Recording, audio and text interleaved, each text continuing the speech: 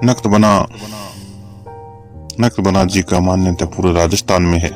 जब बबूता सिंह जी के अपना शरीर छोड़ा था, उस वक्त एक भविष्यवाणी हुई थी कि तुम्हारे परिवार में पीढ़ी दर पीढ़ी पीर पैदा होते रहेंगे।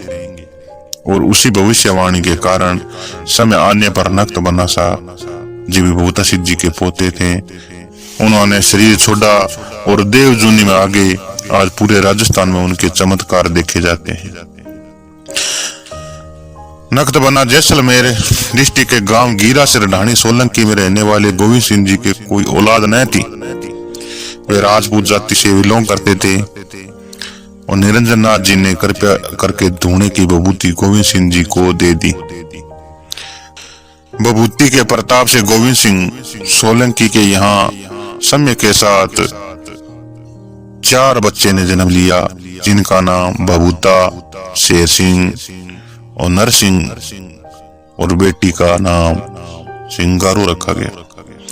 बबूता सिंह जी के काली नाडी में शरीर त्यागने के कुछ समय बाद जिस जगह बबूता सिंह जी का रिश्ता किया गया था, वहां उनके छोटे भाई शेर सिंह का विवाह किया।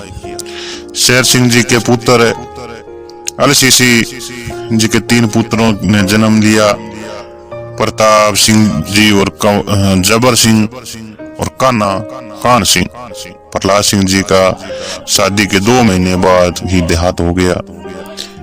कान सिंह जी के यहाँ सबसे पहले पुत्री के जन्म लिया, जिसका नाम सुगना कावा रखा गया। दूसरा नंबर पर नक्तबना ने जन्म लिया, उनका नाम भगवान सिंह जी के भीख सिंह जी, रूप सिंह जी, बाबू सिंह जी और जीवन सिंह जी की 5 भाइयों ने जन्म लिया। ये 7 भाई बहन थे। कान सिंह जी की फैमिली में मांस और शराब का नाम तक नहीं लिया जाता। अगर कोई रिश्तेदार शराब पिया हुआ मिल जाए तो ये लोग उससे कोई बात नहीं करते। ये उनकी विशेषता नियम धारा है। दादी सा श्रीमती बादल देवी के बताए हुए अनुसार कान सिंह जी की धर्म पत्नी का नाम श्रिया देवी था, जो कि ग्राम गीरासर की थी। नक्तबना का जन्म विक्रम संवत 2011 में फागुन लगते 30 मंगलवार को हुआ था। नक्तबना शाह सोलंकी धानी की मिट्टी में खेल कूद कर बड़े हुए। उन्होंने 2-3 साल तक होमगार्ड की नौकरी की।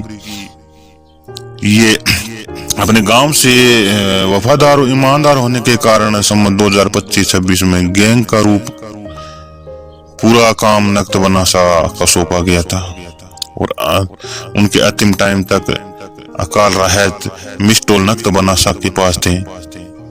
एक और नक्तबना शाह के बीमार होने के कारण काम पर ना जाने के कारण 4-5 लोग बनासा जी की ढाणी पहुंचे और हाथ जोड़कर कहा, बनासा आपके काम पर ना होने के कारण 5-7 दिन से हमारी हाजिरी भी नहीं भरी गई है। तब नक्तबना शाह ने जवाब दिया कि आप लोग अपनी हाजिरियों का मिस्टोल ले जाओ, वह मेरी बाट मत देखना, मुझे तो अब सांप पकड़ने हैं। और हाथ को छत की तरफ करते हुए कहा, देखो वो जा रहा है सांप। यह नक्तबना शाह जी की आखिरी शब्द थे। जब गांव वालों को मिस्टोल ले जाने को कहा तो अनपढ़ लोग कहने लगे कि आपके इन मिस्टोलों से झूठ सच होती तो हम गरीब लोग फंस जाएंगे। लेकिन बनासा ने उनको कहा कि इसमें रत्ती भर भी झूठ नहीं है, तुम इन्हें ले जाओ।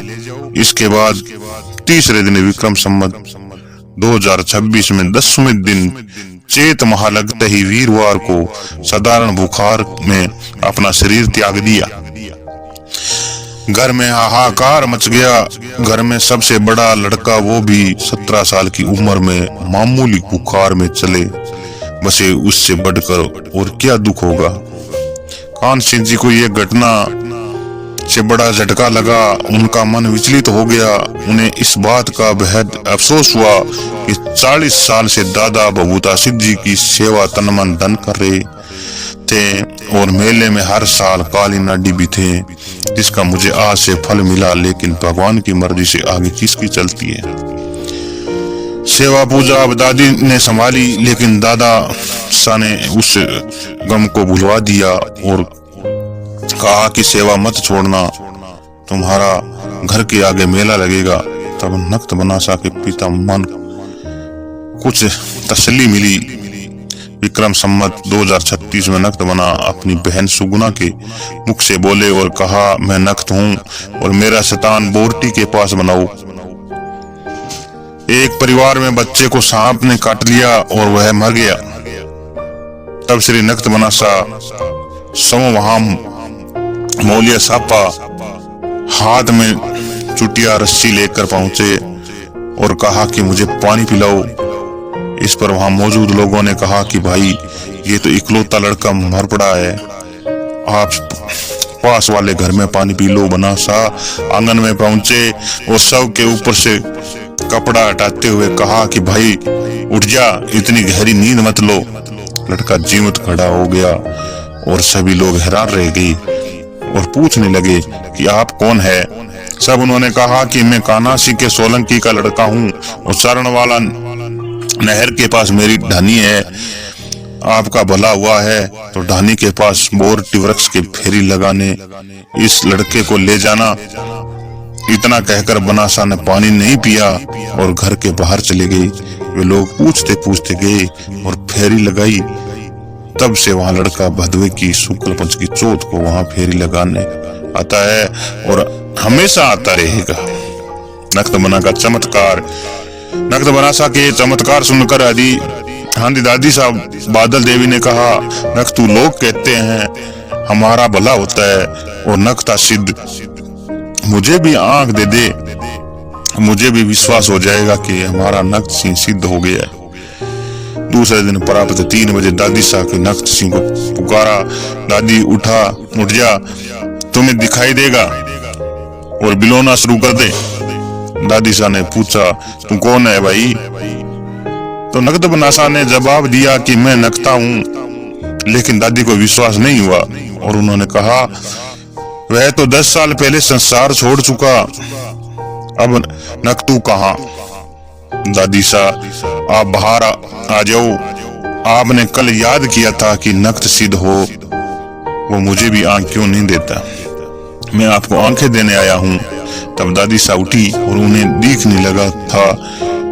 वह बड़ी खुशी हुई सवेरे जब पोते की बहुती उठी तो दादी साह को देखकर हंस पड़ी और फिर उन्होंने हैरानी हुई जब मालूम हुआ कि बनासा ने दादी को आंखें दी है। विक्रम संवत 2036 भादवे की चांद ने छठ को कालिया नदी में मेला पूरा करके जब कान सिंह जी घर पहुंचे तब दादी साहब बाहर आ गई और अपनी आप बीती सुनाई। एक दिन काका साहब जबर सिंह जी ने कहा, मेरी गाय 3 साल से गायब है, अगर वो मिल जाए तो नक्त बना कर शैतान बना देंगे। कुछ दिन बाद उनकी गाय भी मिल गई। यह देखकर सभी का बड़ा चंबा किया और मान गए कि नक्त सिद्ध है, लेकिन शैतान को बात को भूल गए। 2 दिन बाद जबर सिंह के लड़के ने पेट में दर्द में घुटना सी हो गई। तब रामू जी सोनार को बुलाया गया। रामू जी सोनार और नक्त बनासा में बड़ी घनिष्ठता थी। शुरू में रामू जी व बनासा ने फोटो भी साथ साथ खिंचवाया हुआ था।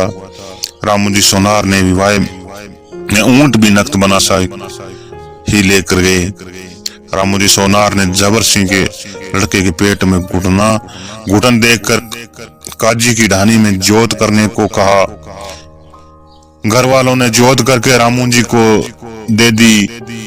तब नक्त बनासा ने बहन सुगना के मुख से कहा कि मेरे शैतान, आपने कहकर भी नहीं बनवाया है, क्या बात है? जब जबर सिंह ने कान सिंह ने कुछ दिनों की छूट लेकर शैतान बनाना शुरू किया, वहां जागरण लगाया। धीरे धीरे यहाँ मेला विशाल होने लगा। पास में एक राई की लड़की के पेट में फोड़ा हो गया। वह बस मरने की वाली थी कि किसी ने सलाह दी कि बनासा जी की फेरी पर साथ बोल दो